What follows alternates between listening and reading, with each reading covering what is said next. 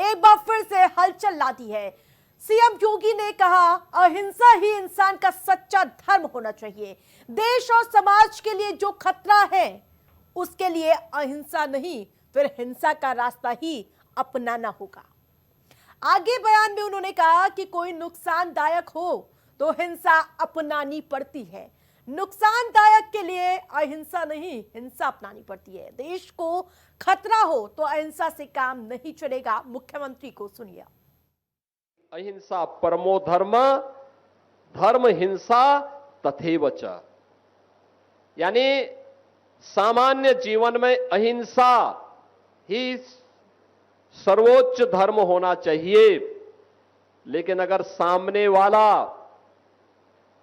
सामने वाला देश और समाज की सुरक्षा के लिए खतरा है तो उसके लिए अहिंसा नहीं चल सकती है, उसके लिए तो हिंसा ही हमें अंततः अपनानी पड़ेगी। और देश के दुश्मन के लिए यही हमारा धर्म भी है। चिरपरिचित अंदाज में योगी यही नहीं रुके, उन्होंने पिछली सरकारों पर जबरदस्त निशाना साधा। उन्होंने कहा साल 2017 से पहले प्रदेश में कानून व्यवस्था की स्थिति चुनौतीपूर्ण हुआ करती थी। यह बयान भी सुनिए आप। अब याद करिए 2017 के पहले यही उत्तर प्रदेश था, रोज कर्फ्यू लगता था, पेशेवर माफिया और अपराधी प्रदेश की व्यवस्था में जीना हराम कर दिए थे। उस असुरक्षित वातावरण में निवेश की संभावना, विकास की संभावनाएं अपने आप ही क्षीण हो जाती है। यूपी विधानसभा चुनाव 2027 को लेकर सियासी दलों ने कमर कस ली है। इसके साथ ही सीटों को लेकर चुनाव में दांव पेच की स्थिति अभी से शुरू हो गई है।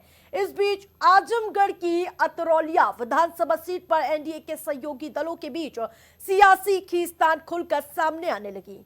एक तरफ सुभाषपा अध्यक्ष और प्रदेश सरकार में मंत्री ओम प्रकाश राजभर इस सीट से अपने बेटे को चुनाव लड़ाने की तैयारी कर चुके हैं। वहीं अब निषाद पार्टी ने भी अतरौलिया सीट पर अपना दांव ठोक दिया है। 10 सीटें थी अतरौलिया में, 10 विधानसभा, सबसे अधिक वोट अतरौलिया विधानसभा में निषाद पार्टी को मिला है। तो भैया इसके मतलब भारतीय जनता पार्टी के सहयोगी दलों ने नाते जहां जहां भारतीय जनता पार्टी लड़ी वहां हमसे कम वोट पाई है। तो सबसे पहला हक तो निषादों का है कि निषाद ने पहली बार में अगर सबसे ज्यादा वोट पाया है, भारतीय जनता पार्टी को पाया, तो निषाद पार्टी का ही है। अतरौलिया निषाद पार्टी की पहले भी सीट रही है, आज भी रही है, गठबंधन दल की सीट रही है। जब तक गृह मंत्री न कह दें कि कौन लड़ेगा कौन नहीं लड़ेगा, तब तक उसको आधिकारिक रूप से निषाद पार्टी की सीट तब भी रही है, आज भी रही है, आगे रहेगी। ये तो दुनिया ध्रुव सत्य समझता।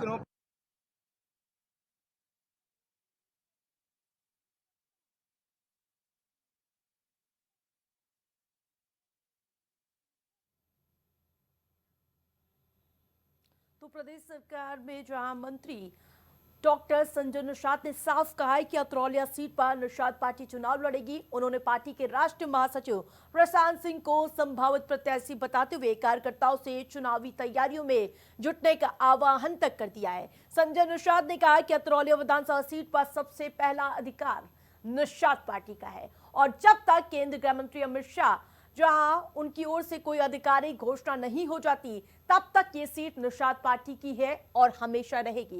इसके साथ ही उन्होंने दावा किया कि क्षेत्र में निषाद पार्टी और उनकी संख्या लगातार बढ़ चढ़कर है और यहां पर हमेशा से निषाद का वर्चस्व रहा है।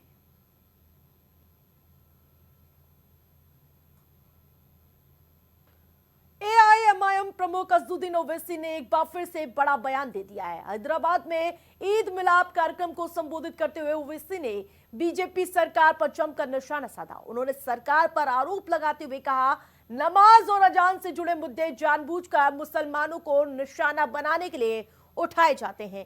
उन्होंने कहा कि सड़क पर नमाज रोज नहीं बल्कि केवल जुम्मे और ईद के अवसर पर पढ़ी जाती है, जबकि उत्तराखंड से दिल्ली तक होने वाली धार्मिक यात्राओं के दौरान सड़कें बंद रहती हैं और टेंट लगाए जाते हैं, लेकिन उस पर कोई सवाल नहीं उठाता है। अरे भाई याद रखो, तुम कुछ भी कर लो, हम नमाज नहीं छोड़ेंगे इंशाअल्लाह ताला। बल्कि कई नौजवानों से 16-17 साल के बच्चों से मैं मिला जो मेरे को आके बोले, असद साहब हम नमाज नहीं पढ़ते थे, माने कभी पढ़ते कभी नहीं पढ़ते थे, मगर ये जो रोज टीवी पे देख रहे ना, अब हम नमाज पढ़ेंगे इंशाल्लाह जाके मस्जिदों में अपनी। अरे तुम नमाज तुम्हारी तकलीफ, अजान तुम्हारे लिए तकलीफ नहीं, किसी से तकलीफ नहीं है, तो मोदी के भाषण से तकलीफ नहीं है उनको। एक तमाशा बना के रख दी है पूरा मुल्क में। सुप्रीम कोर्ट ने देश भर के हजारों शिक्षकों को बड़ी राहत दी है। कोर्ट ने टेट पास करने की डेडलाइन 1 साल के लिए बढ़ा दी है। अब शिक्षकों को 31 अगस्त 2028 तक टीटी परीक्षा पास करनी होगी। पहले ये समय सीमा 31 अगस्त 2027 थी। सुप्रीम कोर्ट का यह फैसला उन शिक्षकों के लिए राहत भरा है जिन्होंने अभी तक परीक्षा पास नहीं की है।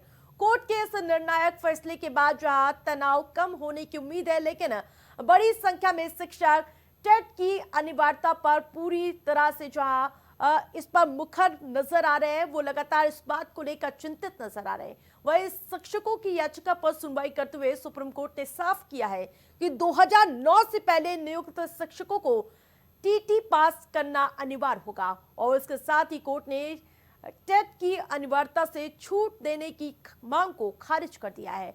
वहीं कोर्ट ने शिक्षकों से अपील की है कि वे केवल अपनी नौकरी बचाने तक सीमित न रहें, बल्कि शिक्षकों के बच्चों को गुणवत्तापूर्ण शिक्षा उपलब्ध कराने पर भी ध्यान देना चाहिए।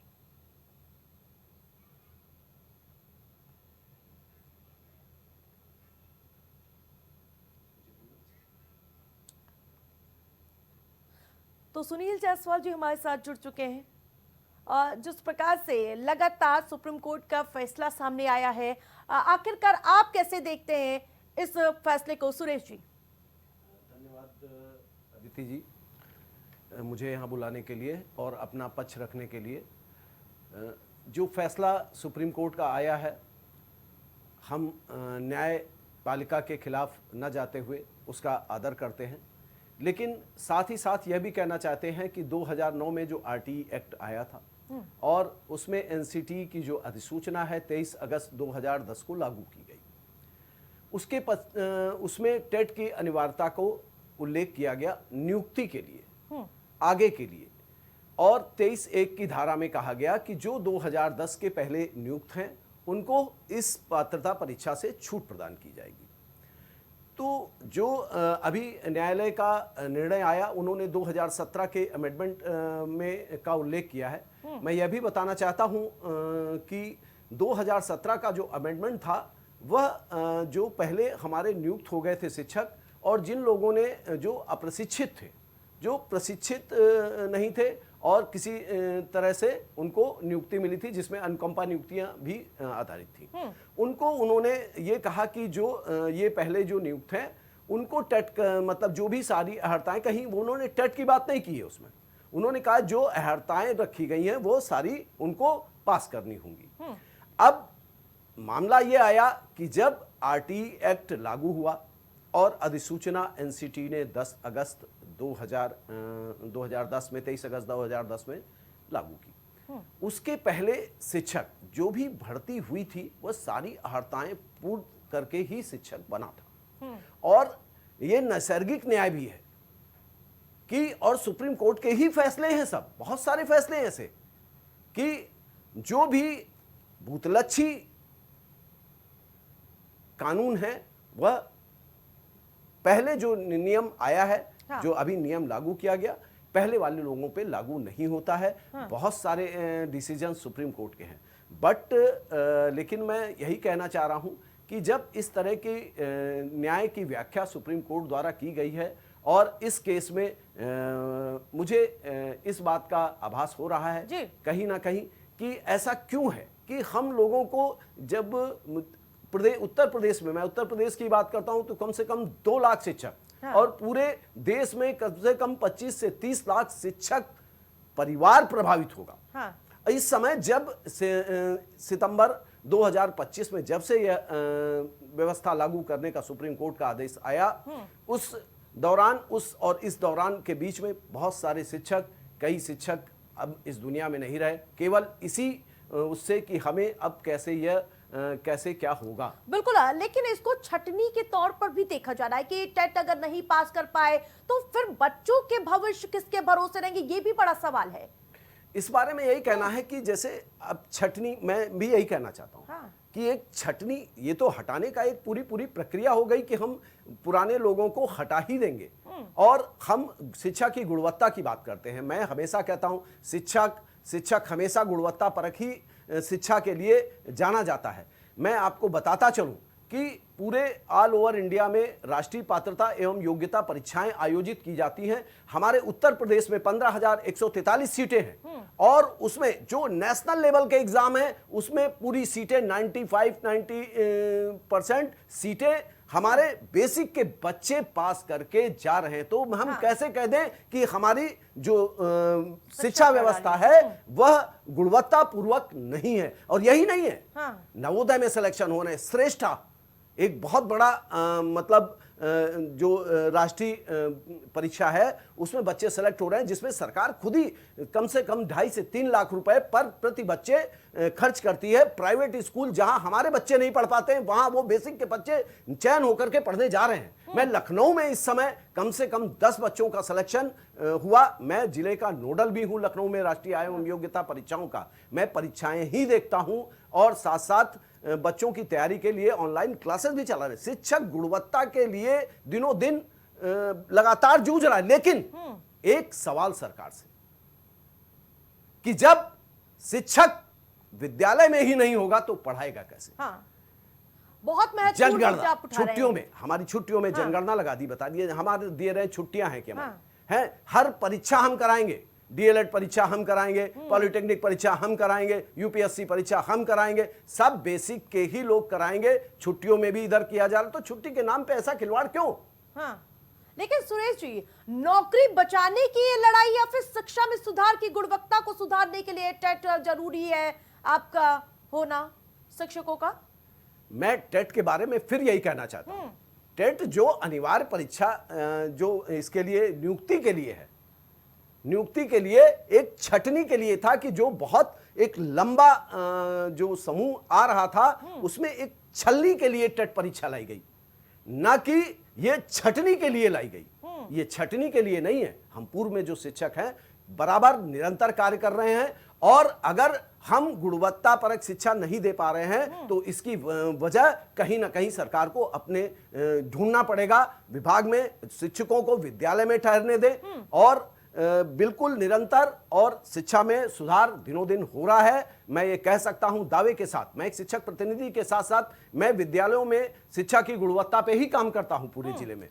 लेकिन एक और बड़ा सवाल है सुरेश जी कि लगातार शिक्षकों पर दबाव, अभी इस वक्त जनगणना हो ही रही है, इससे पहले हम देखते हैं कोई परीक्षाएं होती है वो भी शिक्षकों की जिम्मेदारी होती है, इससे पहले चुनाव हो, लेकिन उसके बावजूद ये टेट परीक्षा पास करना वो भी एक तरह से भार उन पर डाल दिया गया है मानो।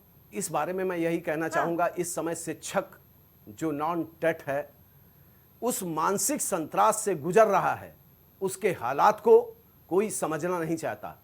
मैं सरकार से केवल यही अपील करना चाहता हूं कि परीक्षा पास करना कोई वैसी बात नहीं है, लेकिन आप कोई भी परीक्षा जो इस समय नए लड़के हैं 24-25 साल के, वो परीक्षा आप वो कर रहे हैं और हम 55 साल प्लस हो चुके हैं, 50 साल प्लस हो चुके हैं, 25-25, 30-30 साल की नौकरी हमारी, हम रिटायरमेंट के कगार पे खड़े हैं, 6-7 साल बचे हैं और हम उसी परीक्षा में उनसे फाइट करें, यह विचारणीय है। हम परीक्षा से नहीं भाग रहे, हमें जैसे अन्य विभागों में परीक्षाएं होती हैं, विभागीय परीक्षाएं होती, प्रमोशंस होते हैं, हमारे यहां भी कराया जाए। हम क्यों, हम इससे इतर थोड़ी हैं।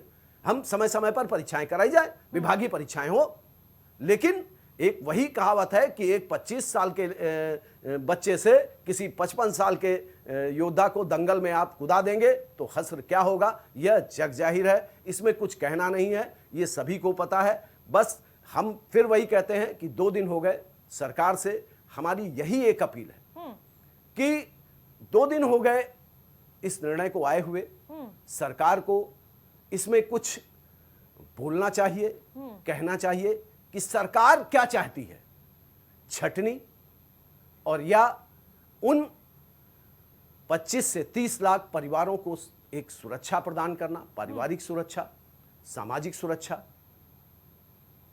ये बड़ा विषय है। ठीक है, बहुत बहुत शुक्रिया हमसे जुड़ने के लिए। तो बताते चलिए, जिस प्रकार से टेट परीक्षा को लेकर जो आदेश आया है और उसके बाद अब बहस तेज हो चुकी है, और बताते चले सुप्रीम कोर्ट ने समय सीमा 1 साल तक बढ़ाने का फैसला लिया है। जो 1 साल फैसला बढ़ाने का दिया, हम उसका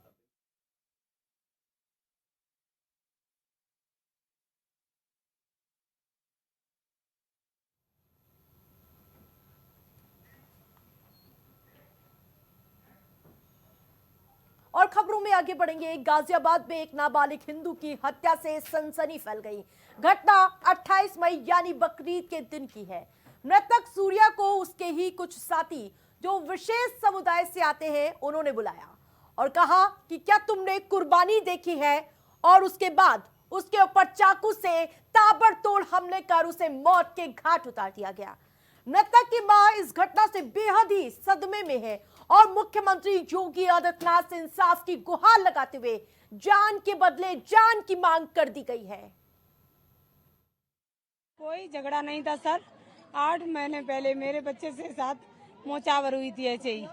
मैंने अपने बच्चे को ही मार डांट के अपने घर में ही बैठा लिया था। मैंने कि बेटा लड़ाई नहीं करते, मेरा आदमी है नहीं सर, मैं बेसहारा हूँ, मेरे बच्चे की मानसिक संतुलन सही नहीं है बड़े वाले का। मेरा एक यही छोटा चिराग था जो मुझे बुढ़ापे का सहारा था सर।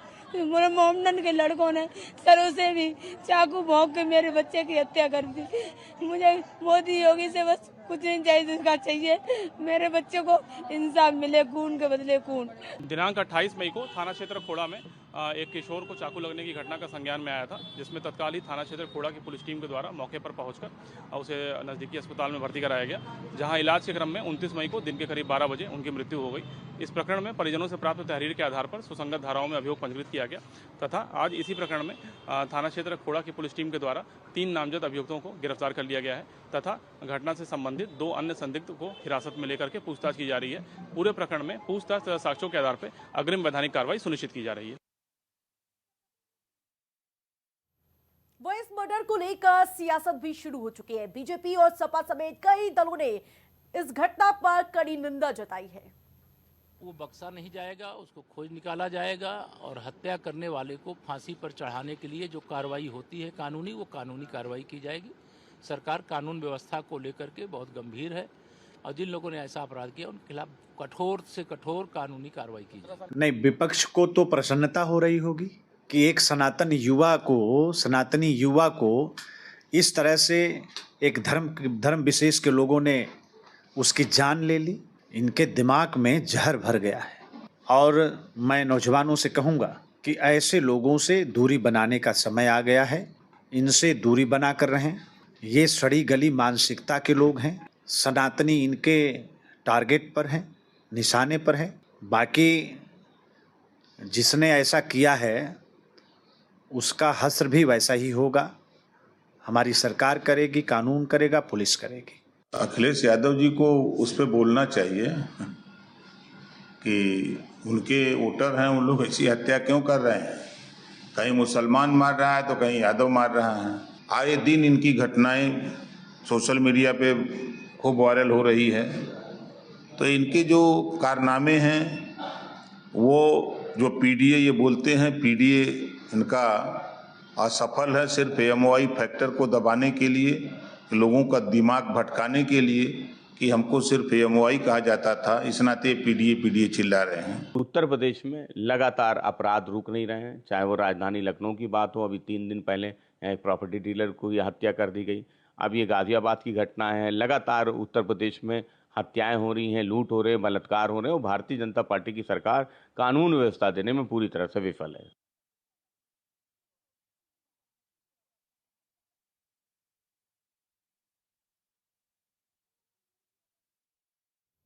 तो बताते चले, और इस पूरी घटना पर सियासत बखूबी आपने देखी कि लगातार जो विपक्षी दलों के लोग हैं उनकी चुप्पी को लेकर सवाल उठाते हुए नजर आ रहे हैं। मंत्री ओम प्रकाश राजभर को भी आपने सुना और कई युवकों ने जो पूरी इस घटना को अंजाम दिया उसको लेकर मां जो वो कह रही है कि हमें खून के बदले खून ही चाहिए। और गाजियाबाद में बकरीद के दिन की निर्मम हत्या हुई थी और उसके बाद अब ये मुद्दा लगातार गहराता हुआ नजर आ रहा है। पुलिस ने 3 आरोपियों को अब तक गिरफ्तार कर लिया है मामले में। तो वहीं इस पूरी घटना को लेकर एक बार फिर से कानून व्यवस्था पर भी सवाल उठने लगे हैं। तो मौके से एक फरार बताया जा रहा है। अभी पूरे मामले की तफ्तीश जारी है, लेकिन बड़ा सवाल है, क्या ये सिर्फ हत्या है या फिर सांप्रदायिक नफरत? जिस प्रकार से इस मुद्दे पर सरकार लगातार कह रही है कि निष्पक्ष जांच होगी और जो भी आरोपी होगा उसे सख्त से सख्त कार्रवाई के लिए आश्वासन दिया गया है कि सख्त से सख्त कार्रवाई इस पूरे मामले में की जाएगी। डिप्टी सीएम केशव प्रसाद मौर्य ने भी आश्वासन दिया है कि इस जो पूरी घटना है उस पर सख्ती से निपटा जाएगा और इसके अलावा कानून व्यवस्था को लेकर जो योगी सरकार की कानून व्यवस्था है उसको लेकर लगातार सुर्खियों में भी रहते हैं कि जो भी माहौल को खराब करने का प्रयास करेगा उसके खिलाफ सख्ती से निपटने की तैयारी योगी फोर्स की है। लेकिन जो ये मामला गाजियाबाद से सामने आया है उसके बाद एक बार फिर से ये सवाल जन्म देता हुआ नजर आ रहा है, क्या ये सिर्फ हत्या है या फिर सांप्रदायिक नफरत?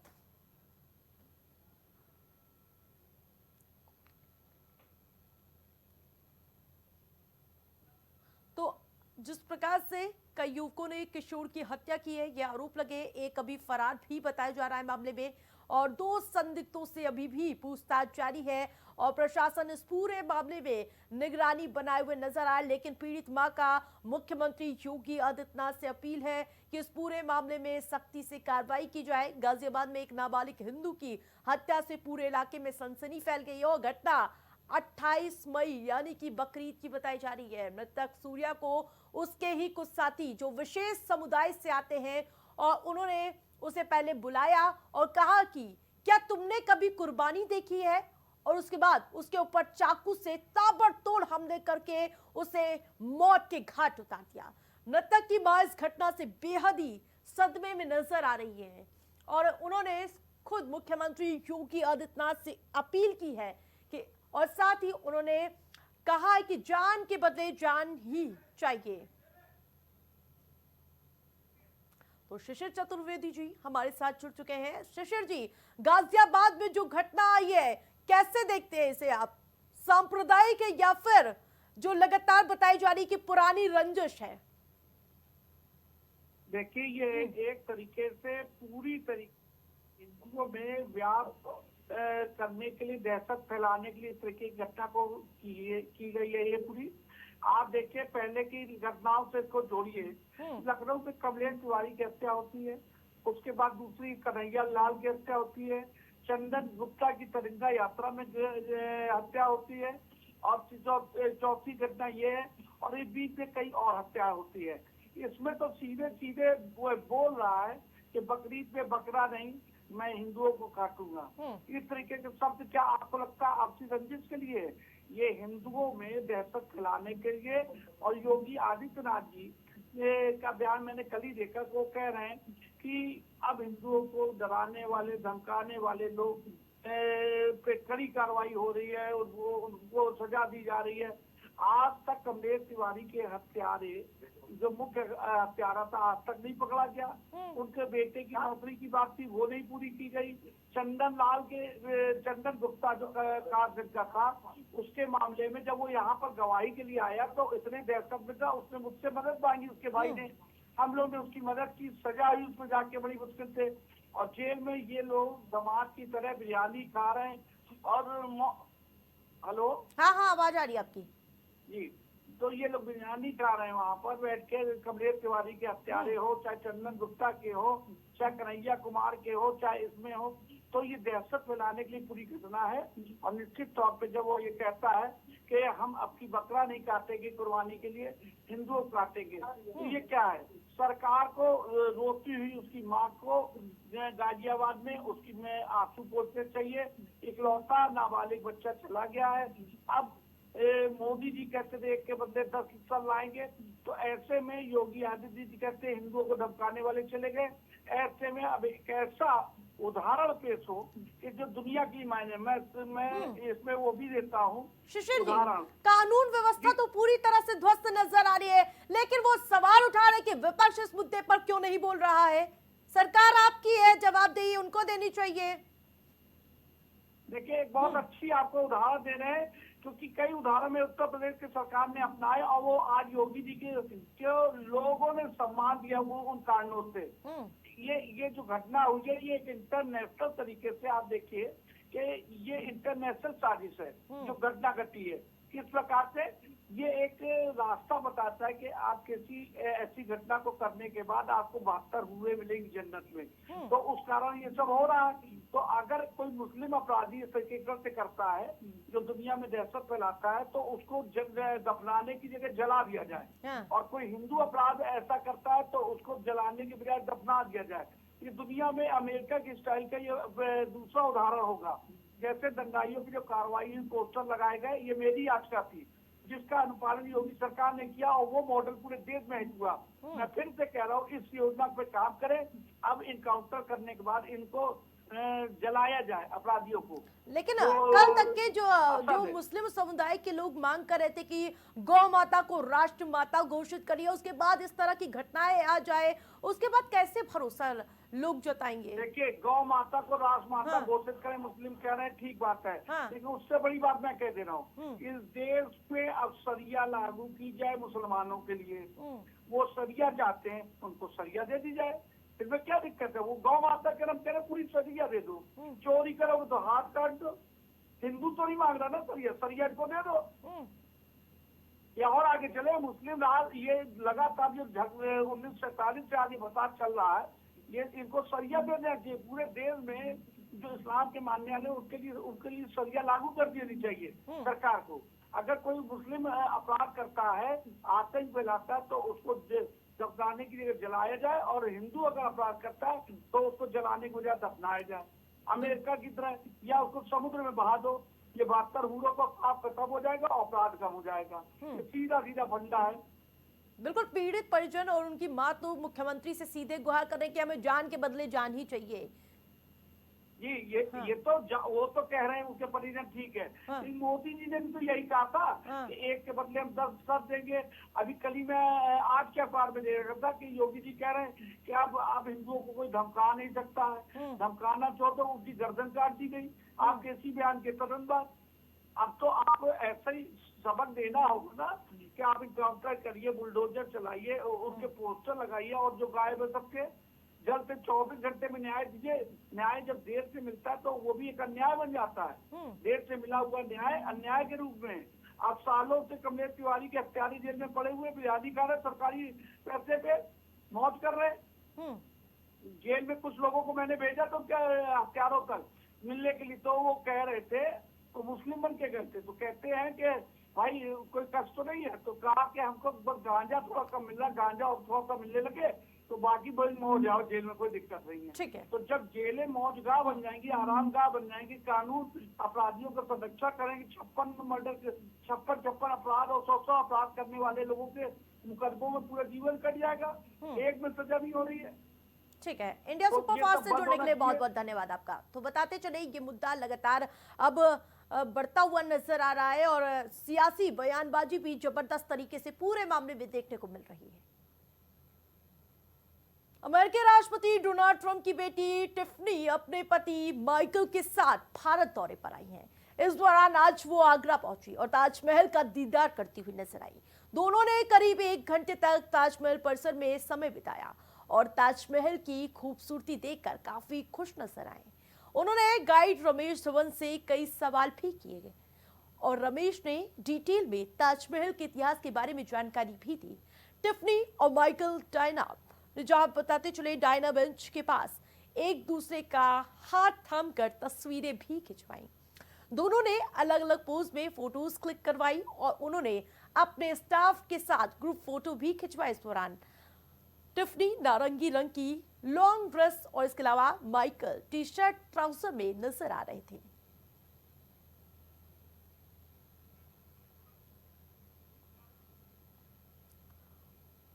और इस बीच बड़ी खबर का रुख करेंगे सीतापुर से। बड़ी खबर, बड़ी जानकारी सामने आ रही है। ट्रैक्टर ट्रॉली ने बाइक सवारों को कुचला है तो दर्दनाक हादसे में पति पत्नी गंभीर रूप से घायल हो गए हैं। मासूम बच्चे की हादसे में मौत की जानकारी सामने आ रही है। तो ये बड़ी खबर, बड़ी जानकारी। घायलों को इलाज के लिए अस्पताल में भेजा गया है। लहरपुर इलाके का पूरा मामला बताया जा रहा है। तो हादसा सामने आया सीतापुर में। ट्रैक्टर ट्रॉली ने बाइक सवारों को कुचला है। सीतापुर से बड़ी खबर, बड़ी जानकारी। हादसे में पति पत्नी गंभीर रूप से घायल है, जिनका इलाज जारी है। मासूम बच्चे की हादसे में मौत की जानकारी। तो दर्दनाक हादसा, घायलों का अस्पताल में इलाज जारी है। लहरपुर इलाके का पूरा मामला बताया जा रहा है। दर्दनाक सड़क हादसा, ट्रैक्टर ट्रॉली ने बाइक सवारों को कुचला है। तो बड़ी खबर सीतापुर से, हादसे में पति पत्नी गंभीर रूप से घायल होने की जानकारी सामने आ रही है। उनका अस्पताल में इलाज जारी है। लेकिन दुखद खबर, मासूम बच्चे की हादसे में मौत हुई है। तो ट्रैक्टर ट्रॉली में जहां आपको बताते चले भिड़ंत हुई। और ज्यादा अपडेट के साथ गौरव हमारे साथ जुड़ चुके हैं। क्या कुछ अपडेट जानकारी मामले को लेकर?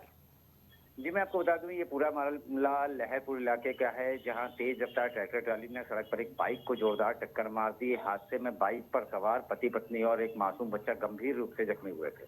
सभी घायलों को उपचार के लिए एम्बुलेंस की मदद से स्वास्थ्य केंद्र लहरपुर में ले जाकर भर्ती कराया गया था, जहां 8 माह के गणेश की मौत हो गई है। वहीं गंभीर रूप से घायल माता पिता का उपचार किया जा रहा है। बिल्कुल, हादसे की क्या कुछ वजह सामने आई?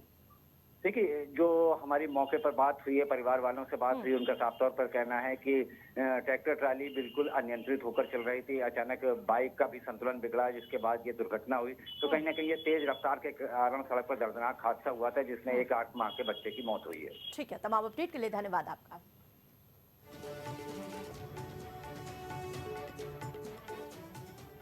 फिलहाल के लिए इतना ही। देखते